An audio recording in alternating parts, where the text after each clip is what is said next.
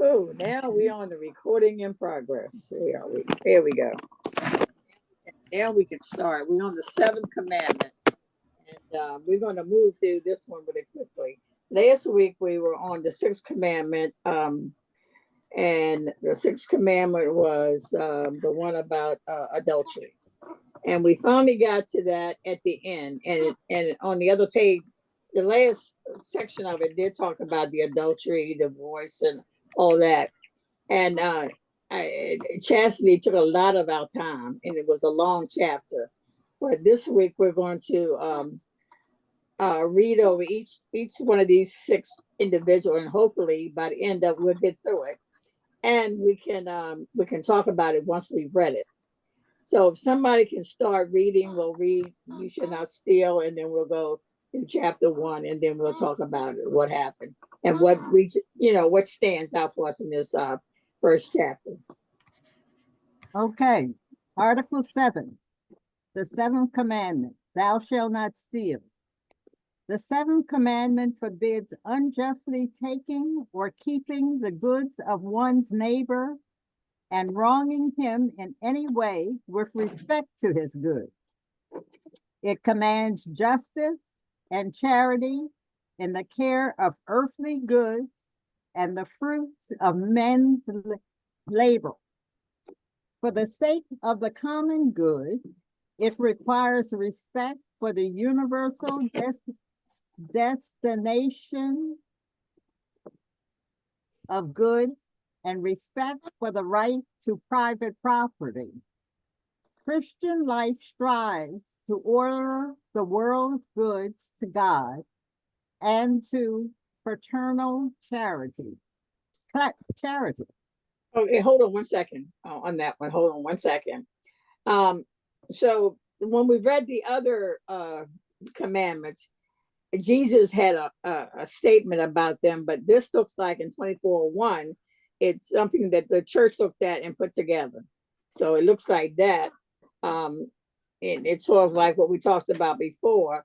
The questions that come up. I'm sitting here imagining Moses and the questions that come up when they said, you should not steal. And then they went, and a person comes up and says, steal from who? What does that mean, stealing? And they started giving him these different scenarios. And then I think they had to put it in context. What does that mean? You should not steal. Go ahead, Dolores.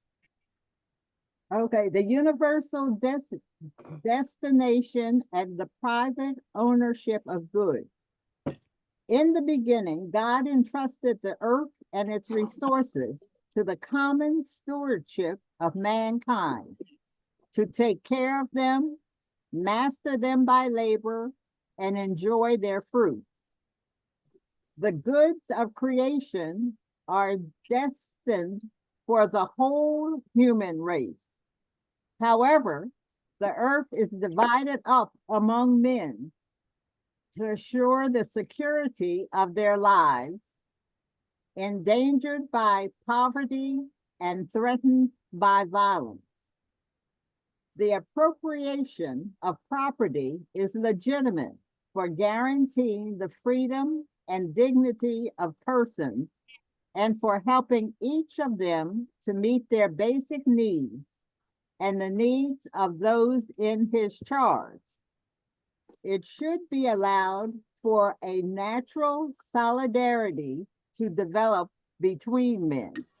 Mm-hmm. It should. It should. The right to private property acquired or received in a just way does not do away with the original gift of the earth to the whole of mankind. The universal destination of goods remains primordial, even if the promotion of the common good requires respect for the right of the private property and its exercise. See it. Wait a minute. Let me see the next page. Yes, go down to the next page until we get end at 24:6. Okay. In his use of things, there you go. Man should regard the external goods he legitimately owns, not merely as exclusive to himself, but common to others also, in the sense that they can benefit others as well as himself. The ownership of any property makes its holder a steward of providence, with the task of making it fruitful and communicating its benefit to others, first of all his family. Goods of production, material or immaterial, such as land, factories, practical or artisan skills, obligate their possessors to employ them in a way that that will benefit the greatest number. Those who hold goods for use and consumption should use them with moderation, reserving the better part for guests, for the sick and the poor. Political authority has the right and duty to regulate the legitimate exercise of the right of ownership for the sake of the common good. Okay. All righty. So as Dolores read that to you, anything that stood out to you between the beginning, 2401 till we got to 2406? Anything that stood out to anyone? I am my brother's keeper. Yes. And my brother has a share in everything that I own. Amen. What came to mind for me was share and share alike. That just popped up in my head as well. Mm-hmm. And for me, is that the good of, it's still the same thing, the good of the common, I can't see mine well enough to read it exactly, but each time it's the share, it's the good of everyone. And that's the thing that stood out to me. It's that communal piece. Yeah, and the one word that stood out for me was charity. Well, in 2402, in the beginning, God entrusted the earth and its resources to the common stewardship of mankind to take care of them, master them by labor, and enjoy their fruits. So, in the beginning, God gave man earth and told him name everything and to, till the earth, all that stuff, and he did. And that's it made me think of Cain and Abel, the story of Cain and Abel.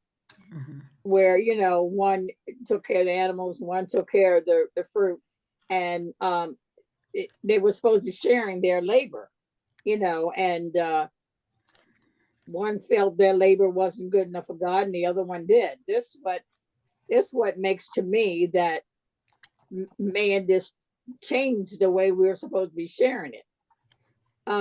Greed. Yes, greed. And we have a lot of that. That's the problem that we're having today. 24:0, what did I do? 24:0, I wrote down 4. Reminds me, and 5, reminds me of social media. They're doing the TikTok thing and the Facebook thing and all that.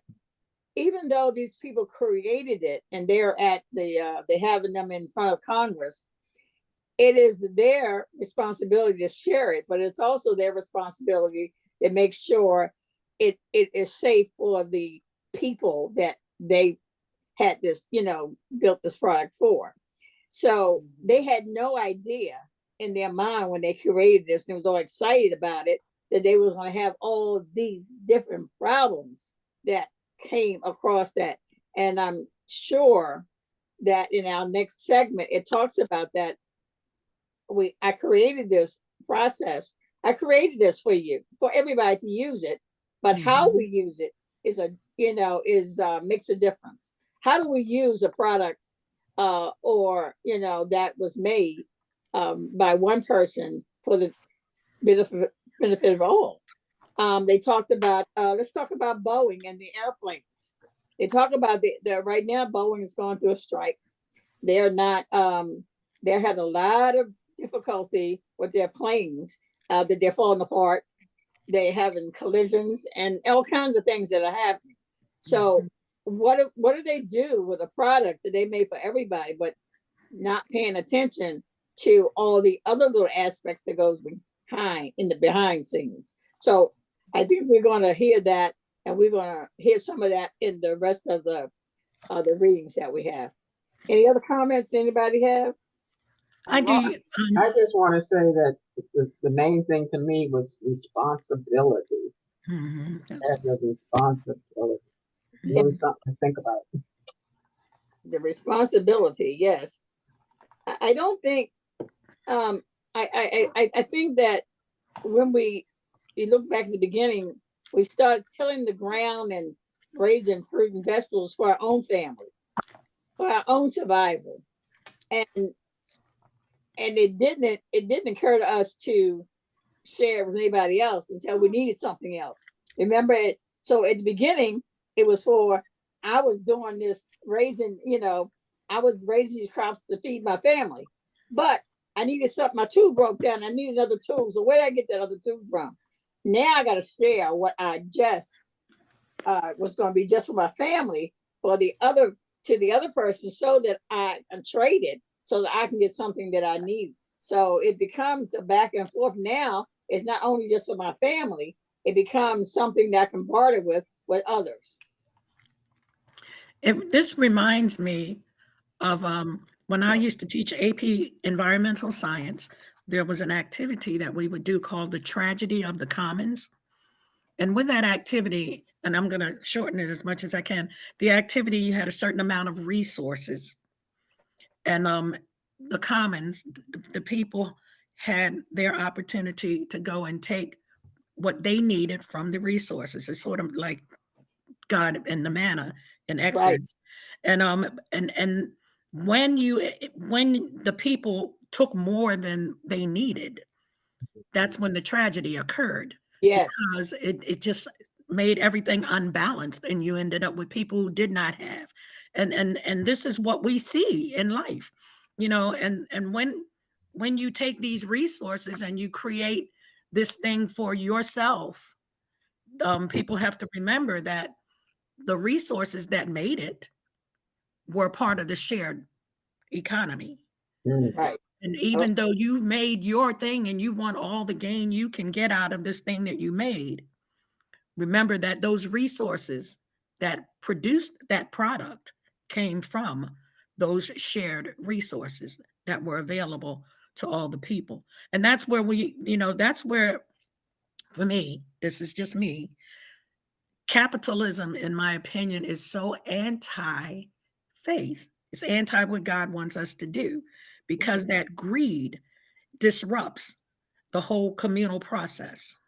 But to piggyback on that, I think 2406 speaks to that. That's when you have political authority has the right and duty to regulate legitimate exercise of the right to ownership for the sake of the common good. And the key word is to regulate, right? Yeah. And common good. I hear that. Good, and yes. I think about seek the city to come with that. And legitimate. Okay. Gretchen, do you want to expand on that a little bit before we move on? Just a tad, because I've been visiting closing parishes all across the city. I think I've got like 20 down so far. And some of these parishes got a lot of money. Yes. St. Anne's got $350,000. I went to St. Vincent de Paul. They got $10 million in a what do you call it? A trust. So why isn't it that they didn't take care of their responsibility, like structural things? And St. Vincent de Paul is intact.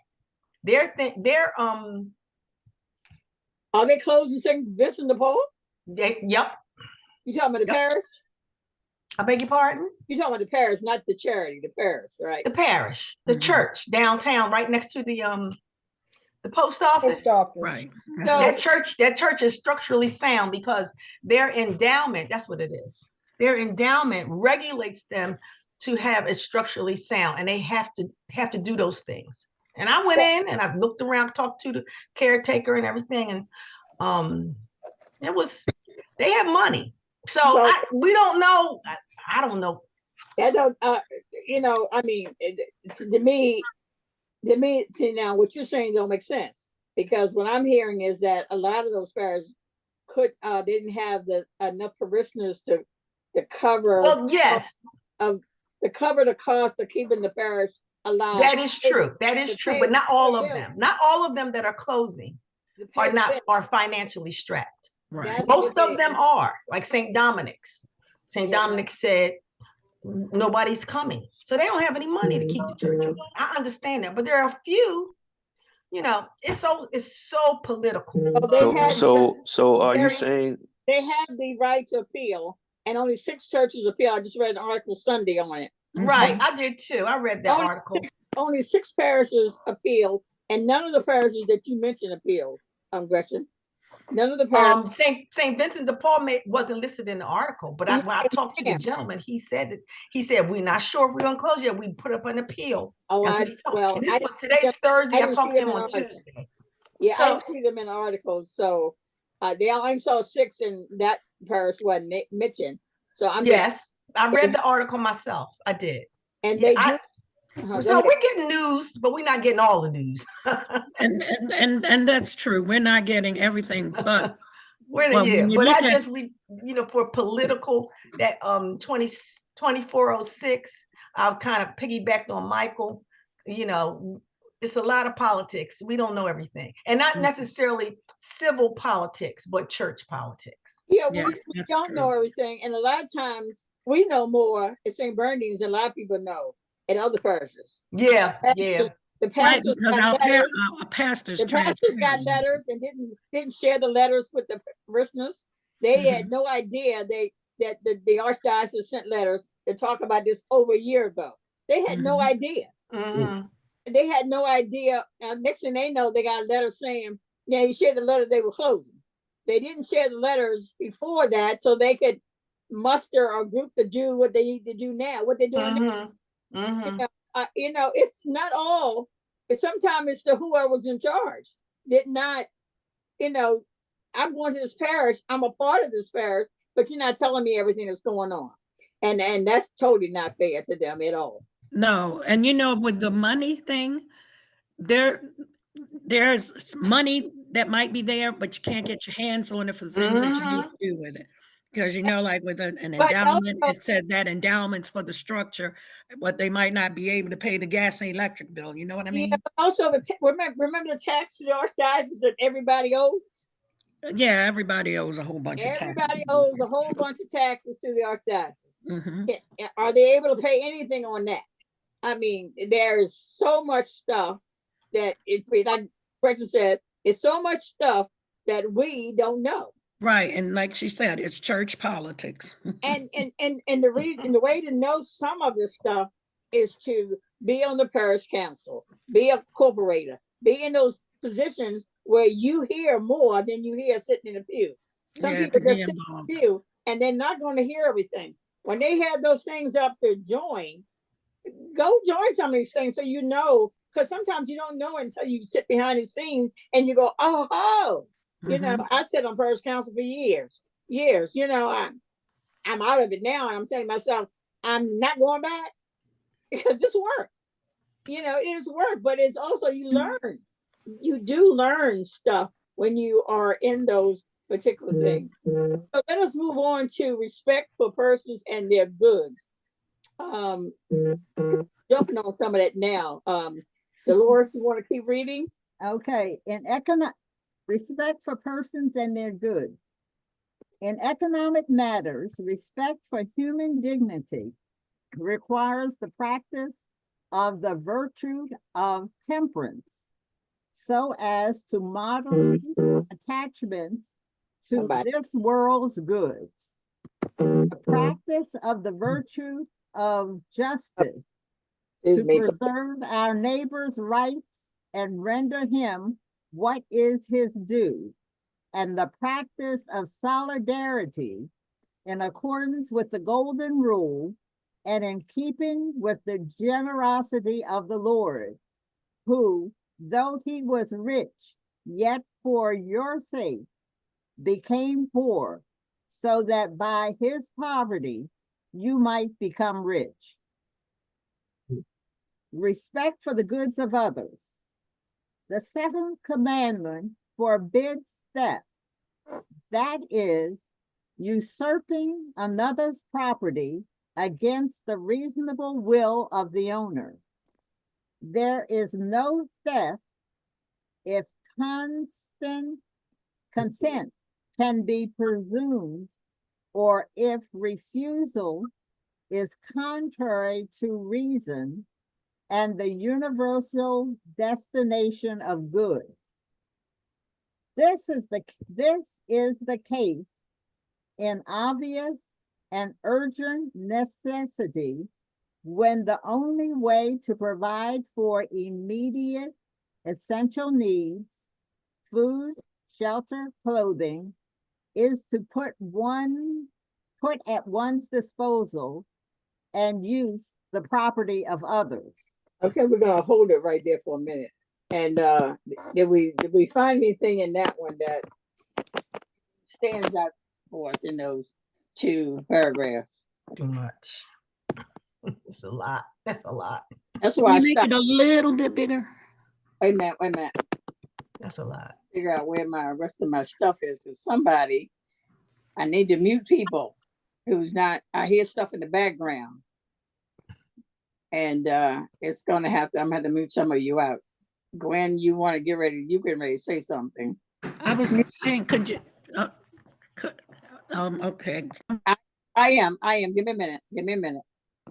but I have to answer this door, so give me a Okay. second. Anybody else? So we wait for Gwen. Anybody else have anything in here that stood out to them?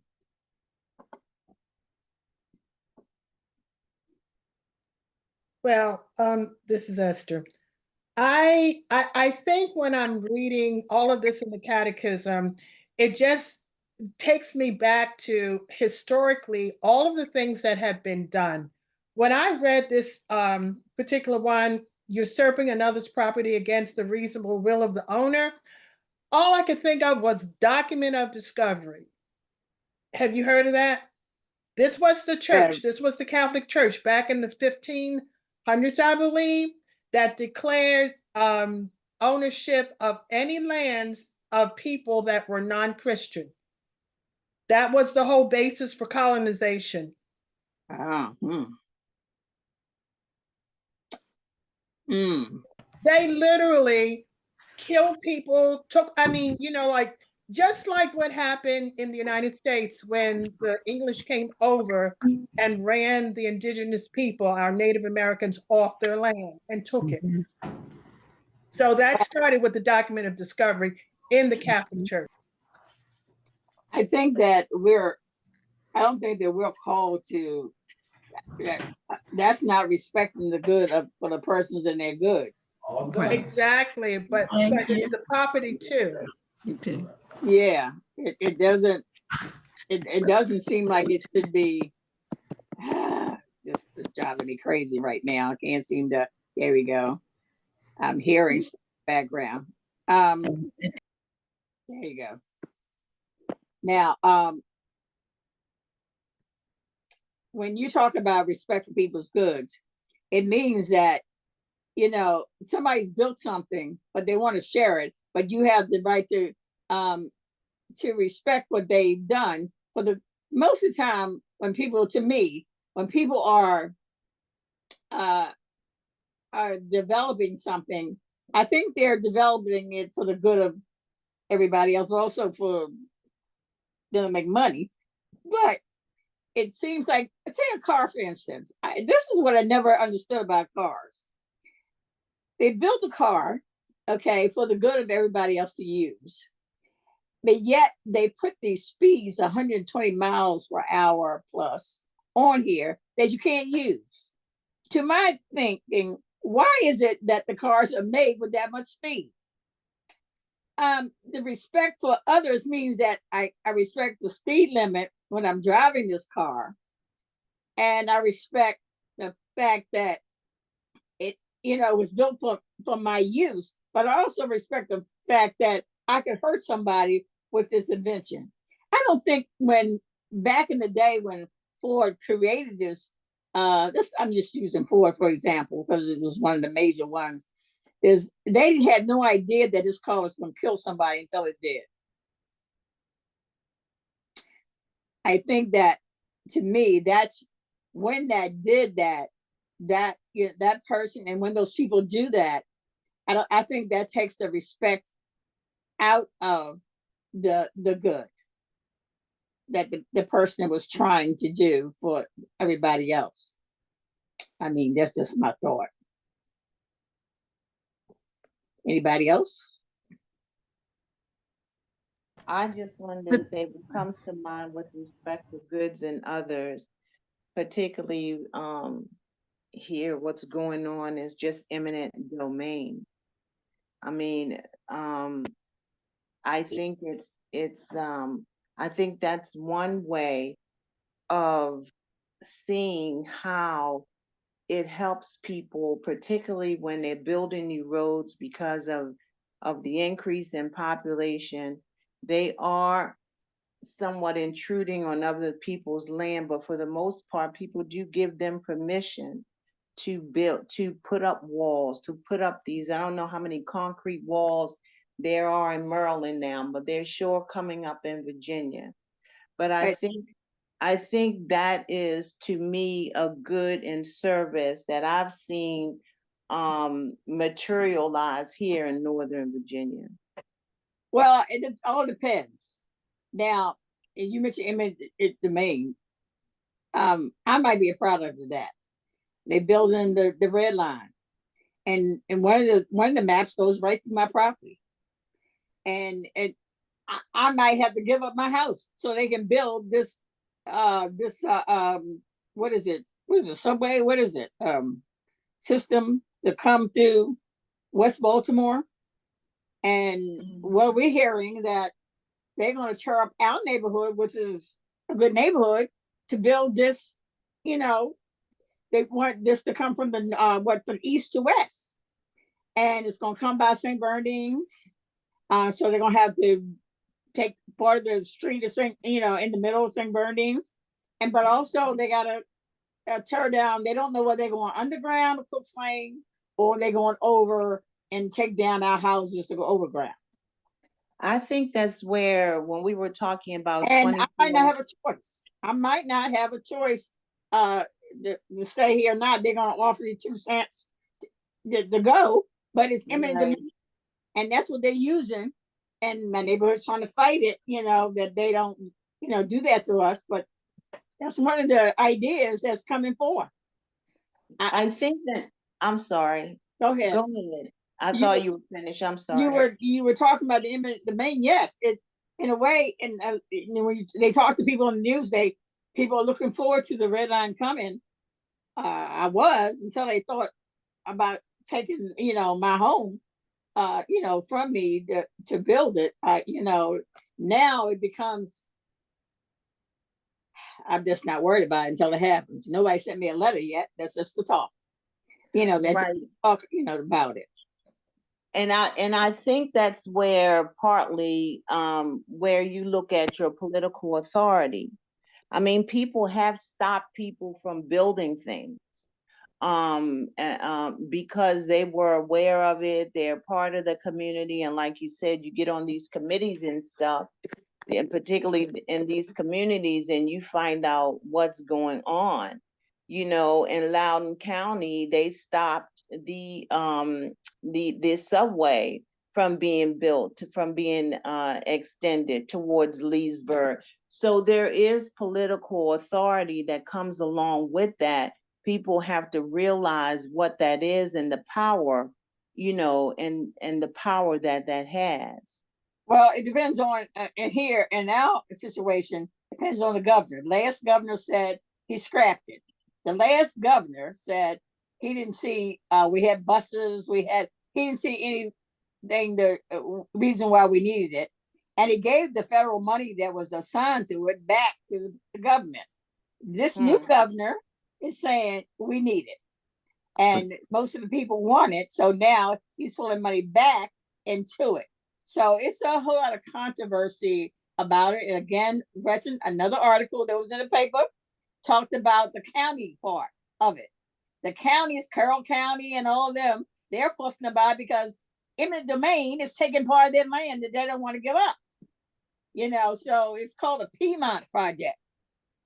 I think that was I can't hear you, Garnetta. Gretchen. I can't hear you. Yeah. That's for the electricity Right. line, right? Yeah. Mhm. But they fought that. So that's what I was getting ready to say. So those people put up a fight and got that thing kind of rerouted a little bit more. So you have power within the people as well to fight back against My, that. So neighborhood association is battling that when they meet over here at Evanston High School. They're battling that you know thing. You know, I didn't know anything about it until they told me. And when the guy stopped me and Joe and tell us about the eminent domain thing, I said, "What?"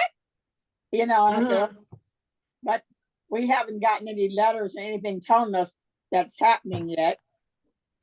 Well, they just had a meeting at Woodlawn. I think that was last night. Yeah. In reference to that. I did. I've heard a couple of discussions, and one side, there was a gentleman, I can't tell you what his credentials were, but he sounded pretty, you know, knowledgeable, and he had some experiences. He said that Larry Hogan threw it out. Yes. You know, but then West picked it back up, but he said it's not enough ridership and it's not enough money to do it. You know, if it's only going out to Woodlawn and you're going to disrupt this whole west side corridor, they say it's not enough ridership. Going down to St. John Hopkins Bayview. Right. They want to east-west John line. Hopkins Bayview and coming all the way up to 70. Right. Right. But the north-south line went fine because there wasn't a lot of interference in residential areas. But with this particular east-west line, there's a lot of disruption in private property. You know, it wasn't cost effective as well. Right. And I've heard the opposite arguments that it's not cost effective. Right. But, you know, and my argument, or not my, you know, I haven't, is that I used to work for transportation when I was assistant principal. And the bus lines are a big deal. They are so undependable. You cannot depend on a bus. Right. Although they have digitized everything. You can see what time the bus is supposed to come. Yep. It doesn't come. That's then right. You say, okay, another one's coming in 15 minutes. That one, then it disappears from the schedule. They need to, this is my opinion, I'm just, you know, to kind of improve and modernize the bus lines. You know, our bus lines are antiquated compared to other large metropolitan cities, like in Washington, D.C., and then in Philadelphia and New York. But Washington, D.C. also have we don't have to disrupt other people. They have a metro line. Huh? They have a metro line too. And yeah, well, that didn't disrupt property, I don't think. Well, look at what they did downtown. That's the ghost looking us in the face right now. Yeah. Down there on Franklin Street, disrupted their whole community, thousands and thousands of people, and nothing came of it. Well, remember that they got $2.3 million to knock that all down. Remember the senators, the congressmen, and Brandon. To knock it down? Yeah, they got $2.3 million, but they said you're talking about the highway to nowhere, right? Yeah. So they said they were waiting for the outcome of what's going to happen with the red line before they proceed with whether they're going to tear that down to join communities, as Brandon said, back to how they were. Well, what are you going to do? Build a bridge across the street?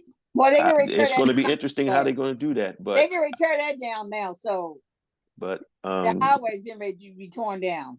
But they did get money for that. So, but the hold was put on because of the red line. But you know, when they're making these plans, You know, if we look at where in the first paragraph, respect for, it's tiny again. I can't see I'm it. glad you tied it in, Gwen. But the the Yeah, word, the again. important word is the temperance. Looking at that first sentence, and that's doing things in moderation. It doesn't make any sense for public policy or public or urban planning.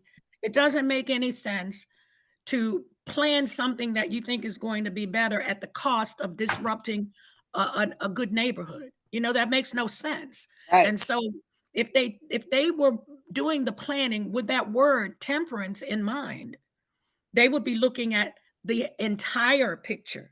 They would not be just focused, you know, they wouldn't have tunnel vision, just looking at just their outcome. They have to, their vision has to be peripheral. And so, and you know, considering what we're looking at with this catechism and the Decalogue, it is that word temperance, that they have to put that into consideration, because when it says with the golden rule and remembering the generosity of love of the Lord, though he was rich, and that's what we have to look at. And that's why capitalism bothers me so much. But though he was rich, yet for your sake became poor, so that by his poverty you might become rich. And if we didn't have people who wanted to have everything, I mean, that's when you talk about Native Americans. Europeans came to this country, Native Americans said, oh, like we can share this, that, or the other. And they said, no, we're not sharing anything. I want it all. So they did that. They took it all and they stuck the natives in the worst areas where they didn't have resources to use. It is that greed and it is that lack of temperance that helps to destroy a world. Yes. Let us move on. I mean, you make good, but we need to move it on. So our next reading on the next page, Dolores, you want to keep on, or does somebody else want to read? I'll read it. You talking about 2409? Yeah. Okay. Even if it does not contradict the provisions of civil law, any form of unjustly taking and keeping the property of others is against the seventh commandment. Thus, deliberate retention of goods lent or of objects lost, business fraud, paying unjust wages, forcing up prices by taking advantage of the ignorance or hardship of another. The following are also morally illicit: speculation in which one contrives to manipulate the price of goods artificially in order to gain an advantage to the detriment of others; corruption in which one influences the judgment of those who must make decisions according to law; appropriation and use for private purposes of the common goods of an enterprise; work poorly done; tax evasion; forgery of checks and invoices; excessive expenses and waste. Willfully damaging private or public property is contrary to the moral law and requires reparation. Keep going. 2410. Promises must be kept and contradicts strictly observed to the extent that the commitments made in them are morally just. A significant part of economic and social life depends on the honoring of contracts between physical or moral persons, commercial contracts of purchase or sale, rental or labor contracts. All contracts must be agreed to and executed in good faith. Contracts are subject to commutative justice, which regulates exchanges between persons in accordance with a strict respect for their rights. Commutative justice obliges strictly. It requires safeguarding property rights, paying debts, and fulfilling obligations freely contracted. Without commutative justice, no other form of justice is possible. One distinguishes commutative justice from legal justice, which concerns what the citizen owes in fairness to the community and from distributive justice, which regulates what the community owes its citizens in proportion to their contributions and needs. In virtue of commutative justice, reparation for injustice committed requires the restitution of stolen goods to their owner. Jesus blesses Zacchaeus for his pledge. If I have defrauded anyone of anything, I restore it fourfold. Those who directly or indirectly have taken possession of the goods of another are obliged to make restitution of them or to return the equivalent in kind or in money. If the goods have disappeared, as well as the profit or advantages their owner would have legitimately obtained from them. Likewise, all who in some manner have taken part in a theft or who have knowingly benefited from it, for example, those who ordered it, assisted in it, or received the stolen goods, are obliged to make restitution in proportion to their responsibility and to their share of what was stolen. Woo, I'm telling you, it Keep seems like going. let me see. Oh, yeah. Slavery. Finish that. Wait a minute. No, take a break Okay. because it's a little bit more before we get to the end. Let's go back to this page, and this is a lot on this page to unpack. It's a whole lot on that page. Would you just? Yeah. Anybody else? I'm thinking it's a whole lot to thou shalt not steal. Yeah. It's Yeah. more than Where's that part that's what's going on now with this price gouging? yes. I It's got a little kind of myth reading that. Right.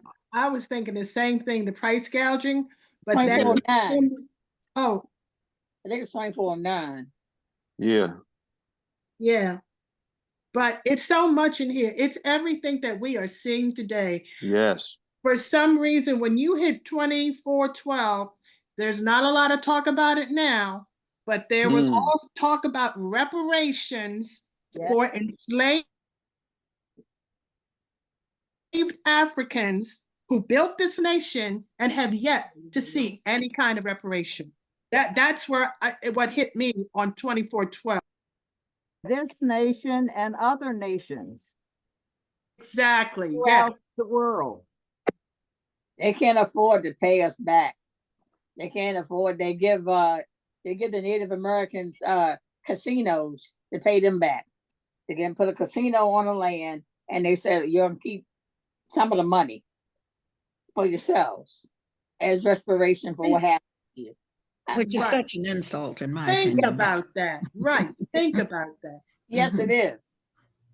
Yes, it is. It's just, yeah. It's still somebody dictating what they want you to do. They think right, and they also call affirmative action reparations for us. Yeah, right. A joke. Yes, right. Yeah. Mm-hmm. So it's actually, it's good for us to read this. It is a lot in this. It's a lot in this too.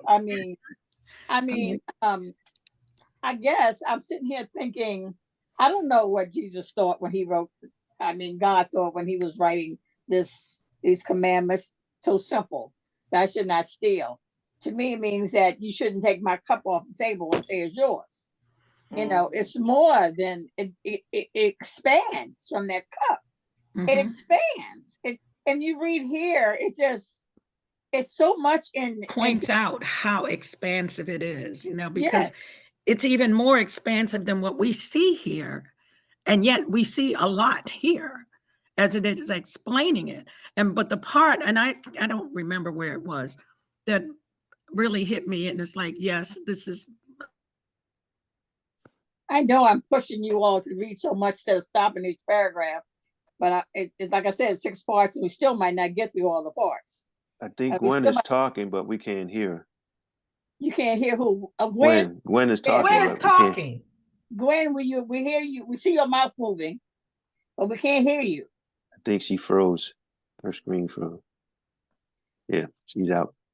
Yeah, maybe she'll come back. So we'll read a little bit more, and then when she come back, she can finish her conversation with us to let us know. Let me see, where is she?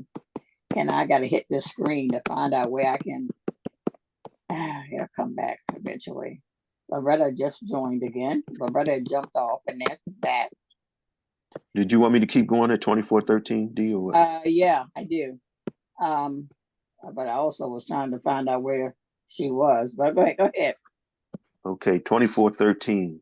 Games of chance, card games, etc., or wagers are not in themselves contrary to justice. They become morally unacceptable when they deprive someone of what is necessary to provide for his needs and those of others. The passion for gambling risks becoming an enslavement. Amen. Unfair wagers and cheating at games constitute grave matter, unless the damage inflicted is so slight that the one who suffers it cannot reasonably consider it significant. The seventh commandment forbids acts or enterprises that for any reason, selfish or ideological, commercial or totalitarian, lead to the enslavement of human beings, to their being bought, sold, and exchanged like merchandise, in disregard for their personal dignity. It is a sin against the dignity of persons and their fundamental rights to reduce them by violence to their productive value or to a source of profit. St. Paul directed a Christian master to treat his Christian slave no longer as a slave, but more than a slave, as a beloved brother, both in the flesh and in the Lord. Okay, we can just hold it right. Any comments on those two? Abercrombie and Snitch, the manufactured. I'm the sorry. name has just been Abercrombie and Fitch. Okay. Yeah, just recently in the news. That's why that was the first thing that came to mind. And it all goes back to human trafficking, which is, horrific anyway. But just most recently, it's about the men that he promised modeling jobs or, positions or acting. And this was all over the world. He had these men engaged. You're cutting out, Esther. So he was. You're cutting out. Okay, but that was basically it. Yeah, okay. You basically, the led to the enslavement of human beings. I mean, you are stealing someone's dignity. Oh my God.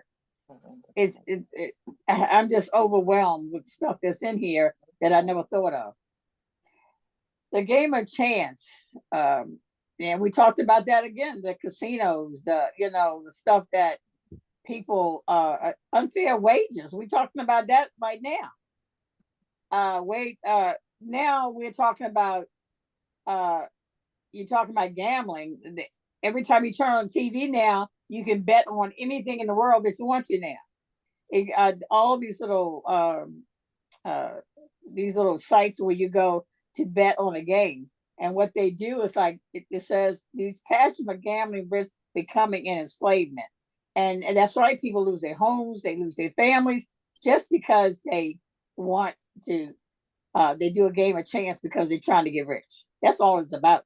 Trying to get more than what you have. That's what it's definitely about. And this doesn't it seem that it's more on the rise. All the things we've just been reading. Yes. When we look outside, it contradicts all of this, and it's on the rise. But most things are driven by that love for money. That's true. And most things are. And so and listen, you got the man trying to give people $1 million. Oh my goodness. To sign a thing, but you're really trying to buy their vote, really. But just to show you how we've enslaved ourselves to money. Money has become our God. It's idolatry. But even to the point of giving up our dignity. And so we got to cry louder as Christian folk. That's the only answer. Yeah. So let us move on to 2415. 24:15. 18. Let's do that one. 15 or 18, you said? Which We're going to read from 24:15 to 24:18. Okay. Respect for the integrity of creation. The seventh commandment enjoins respect for the integrity of creation. Animals, like plants and inanimate beings, are by nature designed for the common good of past, present, and future humanity. Use of the mineral, vegetable, and animal resources of the universe cannot be divorced from respect for moral imperatives. Man's dominion over inanimate and other living beings granted by the Creator is not absolute.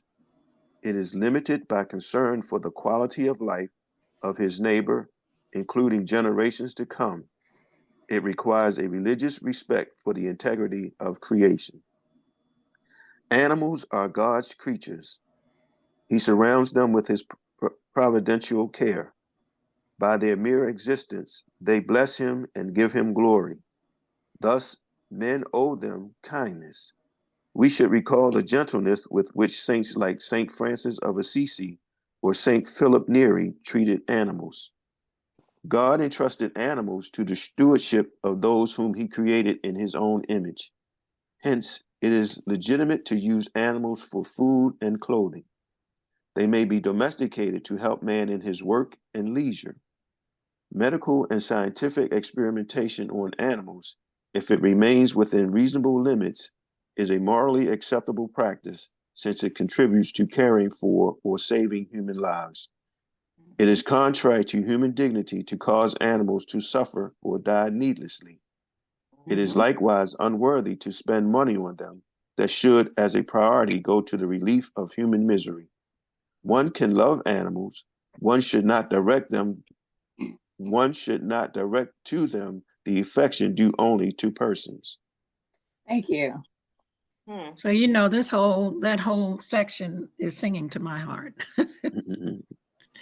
Because creation care is sort of like my major thing. It's utmost important to me that because we forget about the fact that we're supposed to, if we are calling ourselves Christians, or even if we're calling ourselves Jews, because Jews are more into creation care than, well, at least the Jewish laws are more into creation care than we Christians have shown ourselves to be. It is, I mean, God, I mean, we look at Genesis, God made this entire world for us all to live together. He made the animals before he made man. Mm-hmm. And the thing is that we're talking about animals that we have killed, species that we have that are no longer here because of us. Mm-hmm. You know, we haven't did a very good job of taking care of God's creation. Nope. We haven't done a good job at all. And we talk about the climate change and the stuff that we've done to this planet. I have a thing about I know every time I get a car, I start fussing about the dirt I see in the city, about the people having dirt all around their houses that they can't even sweep, and it sit among the dirt, paper and whatever is down there, they sit among it and don't get up and clean it. I don't understand it. We do not take care of I'm glad they got laws now about treating animals, pet animals with dignity. You know, leaving animals out and starving them and all that. They still do. You know, but if we can catch them, you know, they are penalized for doing such deeds. These animals are, I don't know. I think people didn't think animals suffer like human beings suffer when they're mistreated. I think that's part of the concept. You know, I can't even watch that commercial that comes on TV that talks about the animals. Oh God. I can't even watch it because it's not only they use the dogs and cats, now they use the elephants and the lions. Mm-hmm. I can't even watch it because it's so sad what we have done to you know, God's creation. It is sad. It is, and but putting in here the fact that we can have animals for food, you know, that we can do research on animals, but we have to do it properly. And Right. that's it puts me in mind of a movie that I love so much because of the way they were with the animals. And this is Avatar. Oh, Avatar. I love that movie. And I love it because those blue people, every time they would take an animal's life that they were going to eat, they prayed over it.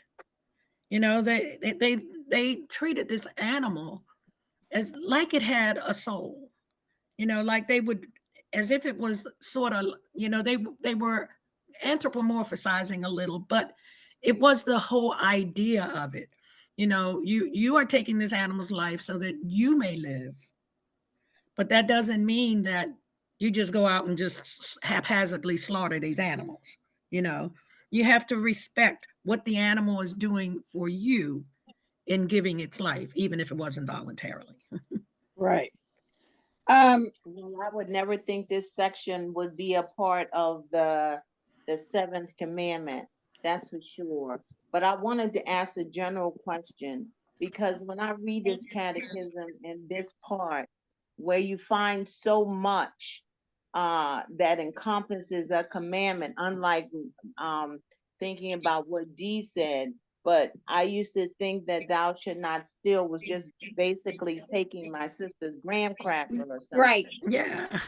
But there's so much in this commandment. So the question that I have is, at a younger age, because we were in first, second grade, third grade learning this catechism, and the words that I'm reading in this catechism nowhere, I mean, nowhere touch what we what we were learning, nowhere touched what is in this catechism. So my question is, the catechisms that the children are using today at first and second grade, just generally, what are they? How do they encompass a lot, or do they encompass the basic commandments, and then they have to learn all the rest of these attributes of these commandments when they get older? I think Good question. That Good question. question is you answered it. That because when what we are teaching our children in school is the basic, the the basics. very basic. Yes. Because first off, you don't have time to teach it to this level. Mhm. And then you have to look at where their minds are at what particular age that you Right. would approach it at this level. So they get taught the very basics, and they do get taught the basics. But then if it goes deeper, the parents have to come in and do this. And but even to this degree that we're doing, this is something that they have to go and do on their own, or because they have to take a class or something that's very specific to this. Because doing what we're doing in these few weeks, that's an entire semester, that's an entire degree. You know, that's 4 years of education to be able to know this catechism, to be able to know these 10 commandments to this degree, to look at how you can apply these commandments to every portion of your life. That's an entire 4-year degree. And that's exactly what I was thinking, that it would take some time for just us to consume this. So what are the kids, what are the kids getting? I mean, I don't know. I don't know. For me, given that I was a Catholic student for 8 years, I feel like from reading this that so much was left out that I didn't know. Mhm. And that's why I asked the question. On the elementary level in the Catholic schools, they are just teaching, like Gwen said, the basics. And I kind of keep up with it because my grandson goes to St. Agnes. And they are teaching the basics, you know, like they're learning some prayers and like who God is and things like that. But nothing like this on this level. This is nothing about this. But I'm sure that it is expanded and it's made a lot more appropriate as the kids go through to 12th grade. Right. They probably bring in some portions of it, and make it a little bit more appropriate for their age. That's what I'm thinking. It should keep us on our toes as well, because Yeah. that's what we Really, discussed seriously. last week, because Yeah. that learning comes not just from the classroom, but your family, your community as well. Exactly. I think that, can you hear me? Yes. Yes. Okay, great question, Gar. But I think what a big problem was, when we learned the 10 Commandments in elementary school, is that we didn't have the visuals. And I believe, as good as the nuns were, and good as the lay teachers were, they weren't teaching to children's ability to learn in all cases. They are children who are auditory learners, visual learners, tactile learners. There are many ways that we consume information, and I think it wasn't presented to us in that way. Well, in their defense, back in the day, Loretta, Yeah, they didn't have the tools, or they weren't allowed to teach certain things. that's my point. And they So my didn't break the point kids is, like down. today, it's probably much different, and Yeah. young people can consume information better than they did when we were in second grade. But still, let's start the basics. And just like Gwen said, we don't have the time or the resources a lot of times to teach it everything that they know per age. Gwen has a part where they learn so much at a certain grade and then they move on. Most people, But I would still have to add, what you teach a child has to, and they have to retain it. So even if you taught whatever you taught, a child has to retain it in his or her own way. So if you're not teaching to a child's learning style, which many of our instructors didn't have when we came up in first and second grade, no matter the time, you still couldn't consume it. It didn't stay with you. You had to find a way for information to stay with you. And when you're teaching a child something, and I'm saying this from a school teacher's point of view, because I used to teach elementary school, that child, the teacher becomes the motivator to learn. Teaching isn't all about the amount of information that you are presenting to a child through a syllabus in a timely manner. It has a lot to do with your motivation and teaching that child to learn so that child can retain the information. So a lot of the tools, just like you said, they didn't have the tools back then. But today, I would hope when they're teaching the 10 Commandments that they're doing a better job of teaching it to first and second they're graders still than we saying did. they cannot, thou shalt not steal. And Can I'm I say, look how even in church, when Valerie puts up those animated cartoons and things like that, when Father is teaching something and it grasps our attention and we remember some things, for those special presentations. Right. So those audio visuals, they go a long way. Yes, but I had to say this. Okay, if your child's going to Catholic school, they might be learning those different styles that Loretta's talking about. But sometimes we get children who are going to public school and then they come to us on Sundays for a little bit. How much time you got, Gwen? So I have them for 30 minutes. I have the whole group myself for 30 minutes, and my concentration is on their 30 minutes. But then they have, with their individual teachers, they have them for 45 minutes. Yes, and then you still got to teach them that, and plus their sacraments. Right, that's the job of the sacraments and all that. That's the job of the 45 minutes.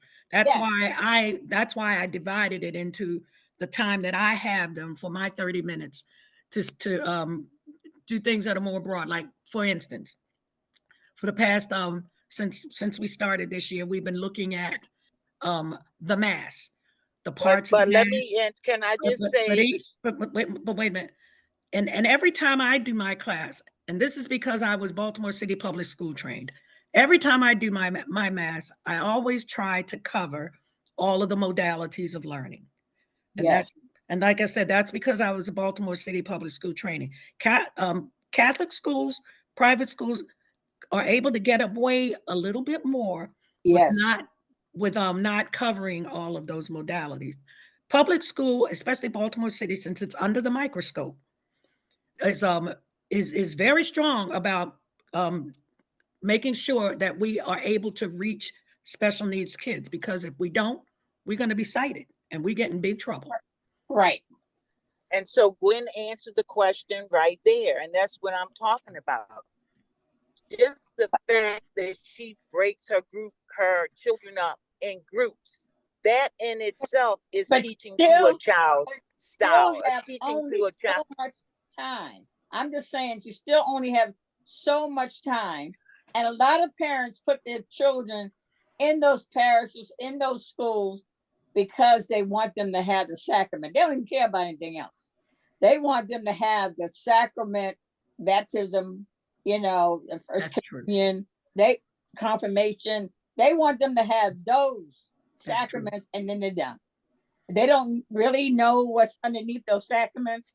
And Gwen, I'm just on Gwen's side. Yes, Gwen is holy. Gwen got so many, she got so many, what you call it, diplomas? You got so many diplomas, I can't even count.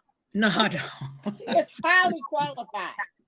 She is highly qualified what she do. But I'm just saying, she don't have enough time to get all the stuff that she needs to get to them. So she gets the most important thing, even though this section is so long that we don't even get it all.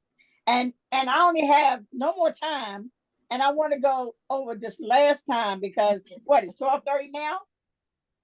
I want to read 12:29. It's 12:29. Okay, because this might cut you off automatically, so we better get to it now, huh? Right now. So 24:43. The love for the poor. I do want to read that before we go. 24:43, you said? Yes, it's part 6, love for the poor. Let's go through that. Love for the poor. God blesses those who come to the aid of the poor and rebukes those who turn away from them. Give to him who begs from you. Do not refuse him who would borrow from you. You receive without pay. Give without pay. It is by what they have done for the poor that Jesus Christ will recognize his chosen ones. When the poor have the good news preached to them, it is the sign of Christ's presence. The church's love for the poor is a part of her constant tradition. This love is inspired by the gospel of the Beatitudes, of the poverty of Jesus, and of his concern for the poor. Love for the poor is even one of the motives for the duty of working so as to be able to give to those in need.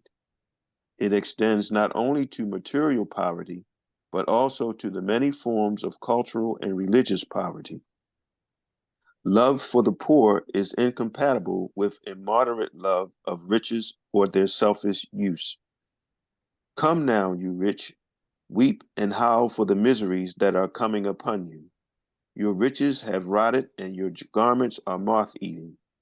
Your gold and silver have rusted, and their rust will be evidence against you and will eat your flesh like fire. You have laid up treasure for the last days. Behold, the wages of the laborers who mowed your fields, which you kept back by fraud, cry out, and the cries of the harvesters have reached the ears of the Lord of hosts. You have lived on the earth in luxury and in pleasure. You have fattened your hearts in the day of slaughter. You have condemned. You have killed the righteous man. He does not resist you. St. John Chrysostom vigorously recalls this. Not to enable the poor to share in our goods is to steal from them and deprive them of life. The goods we possess are not ours, but theirs. The demands of justice must be satisfied first of all. That which is already due in justice is not to be offered as a gift of charity. When we had, wait a minute, the next page, where we go? 588, page 588. Okay. When we had, No, yeah, read that top line and stop there. Okay. When we attend to the needs of those in want, we give them what is theirs, not ours. More than performing works of mercy, we are paying a debt of justice. Thank you. So I wanted to make sure we got to some of the actions of the poor, but in brief, it says 2450, you should not steal. Neither thieves nor the greedy nor the robbers will inherit the kingdom of God. The seventh commandment enjoins the practice of justice and charity and the administrations of earthly goods and the fruits of men's labor. The good of creation are destined for the entire human race. The right to private property does not abolish the universal destination of goods. 2453 says the seventh commandment forbids theft. Theft is the usurpation of another's good against the reasonable will of the owner. 2454, every manner of taking and using another property unjustly is contrary to the seventh commandment. The justice commitment requires restoration, community justice service require the restitution of stolen goods. I'm going to stop right there because it's a lot. Still, even that, these are all the they summarize everything. And I was thinking about I lost my thought when it was talking about the poor. When it's talking about not even the poor to share in goods, it's to steal from them to deprive them of life. The goods that we possess are not ours, but theirs. The demands of justice must be satisfied, first of all, which is already due in justice and not to be offered as a gift of charity.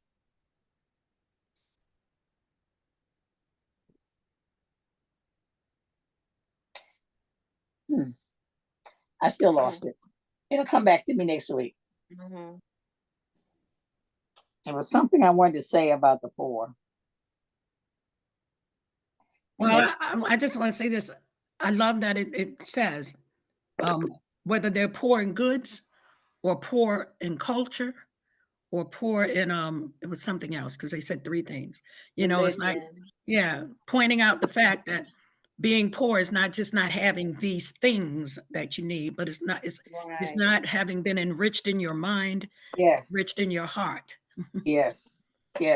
So and even us, it robs us of being totally a whole human being when we don't have. I'm just not talking about the basics, clothes and food, but also knowledge. The knowledge to live, the knowledge how to invest your money if you have it. I remember that. White people never, and Black people guilty of this too.